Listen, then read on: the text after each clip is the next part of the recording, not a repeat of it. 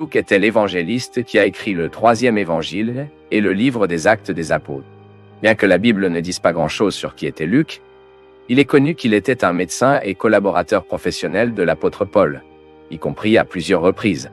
Très probablement, Lucas était une sorte de discours grec d'Antioche de Syrie, qui a peut-être établi une résidence pendant un certain temps à Philippi. Dans l'épître des Colossiens, l'apôtre Paul le qualifie de médecin bien-aimé et le distingue des hommes de la circoncision, c'est-à-dire les Juifs. Cela semble renforcer la suggestion qu'il était gentil, peut-être grec, bien que certains érudits s'efforcent de supposer qu'il était un Juif de dispersion, converti au christianisme. Certains interprètes suggèrent que Luc était peut-être le frère de Tito, sur la base de certains passages d'épîtres aux Corinthiens, mais il n'est pas possible de prouver cette position de manière convaincante. Il y a beaucoup de théories autour de qui était Luc, même certains qui semblent être quelque peu fantaisistes. Le plus connu d'eux dit que Lucas était un esclave de Théophilus, qu'il a cité dans ses œuvres, et que cet homme a reconnu la grande capacité intellectuelle de Luc et a parrainé ses études. Ainsi, Théophilo se serait inscrit à l'école de médecine de l'université de Tarse, où il aurait rencontré Paulo de Tarso. Selon cette théorie, leur amitié aurait commencé là-bas, et la conversion ultérieure de Paul a également conduit Lucas à la conversion.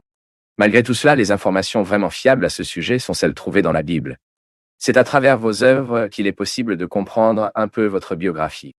Lucas était une personne cultivée et éduquée, chercheuse et historienne extrêmement disciplinée et détaillée en tant qu'écrivain.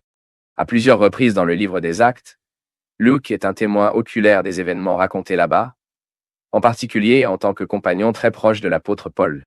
En plus du passage des Colossiens, que Paul l'appelle un médecin bien-aimé, l'apôtre mentionne également Lucas quand il a écrit à Philémon, soulignant une fois de plus qu'il était l'un de ses grands co-travailleurs. Lorsque Paul a écrit ces 2 lettres, il était en prison et correspondait au rapport des 2 derniers chapitres du livre des Actes. Il est possible de conclure que Luc était l'un de ses compagnons, tous 2 lors du difficile voyage où il a fait face à une épave, et son séjour à Rome. Il n'est pas exagéré d'imaginer que Lucas, en tant que médecin et missionnaire fidèle de Paul, l'a également soutenu non seulement en tant qu'ami et frère en Christ, mais aussi en tant que médecin dans ses afflictions physiques.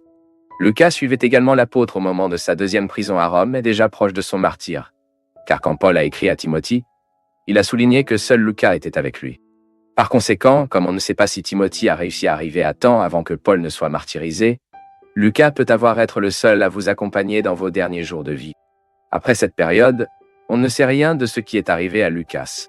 Les traditions chrétiennes très anciennes affirment qu'il a continué à consacrer complètement sa vie dans l'œuvre du Seigneur, engagé dans la proclamation de l'Évangile, jusqu'à sa mort à un âge avancé en Grèce. De telles traditions suggèrent également qu'il a vécu jusqu'à 84 ans, sans femme, ni enfant. Dès le plus jeune âge, toujours dans la première Église, la tradition chrétienne lui a attribué la paternité de 2 des livres du Nouveau Testament.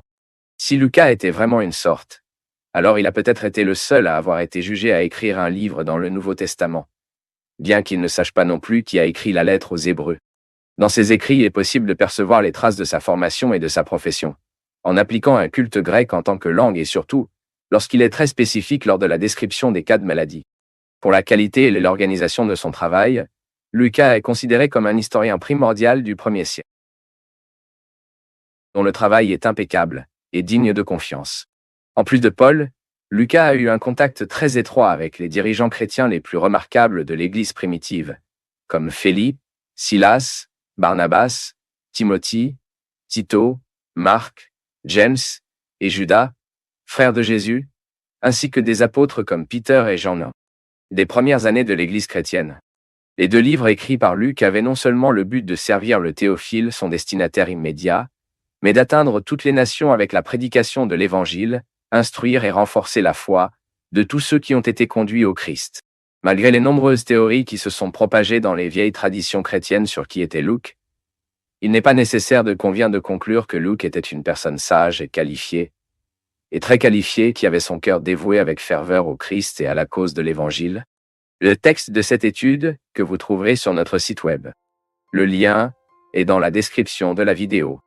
Sur notre site web, vous pourrez accéder aux biographies de nombreux personnages bibliques, ainsi que des centaines d'autres études de divers sujets. Profitez également de l'occasion pour télécharger notre application officielle gratuitement et recevoir toutes nos études sur votre téléphone mobile.